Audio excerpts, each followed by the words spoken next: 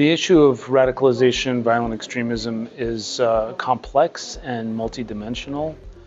We have a lot of different organizations working in this space, and the tools that have been developed through this program, I think, are as relevant for the judicial, prison, and probation services as they are for other actors who are working on the issue of prevention and resolution of violent extremism. IOM's role is very much focused on return and reintegration of family members who have been associated with violent extremists, and we have a large portfolio of demobilization and reintegration programs working with sanctioned groups. So I think these tools are particularly relevant for our organization and others like us, and also just in terms of the cross-fertilization between different sectors.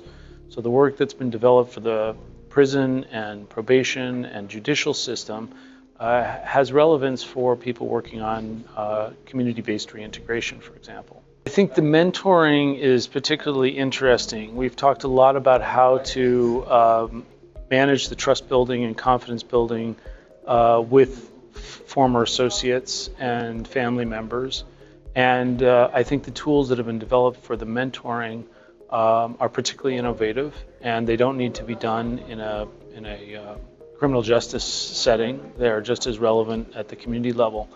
The issue of reintegration and resocialization is complex, and it's a continuum of effort from the time of return to the time that people feel fully engaged and reintegrated into their communities.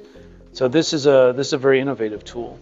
I think the networking is critical, and we should be more connected between different sectors of work on this problem of violent extremism. So social workers, psychologists, judicial and prison officials, we should all be connected. So the network you've established with your cohort are probably people that need to be connected with other networks as well. So this is a web that we can create.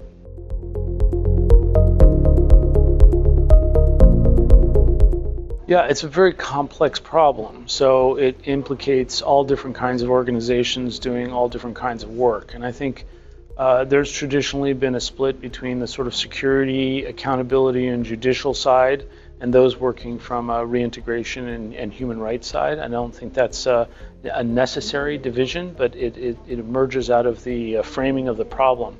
And I think as we start to understand that this problem transects a lot of our work, we can knit ourselves together in new ways.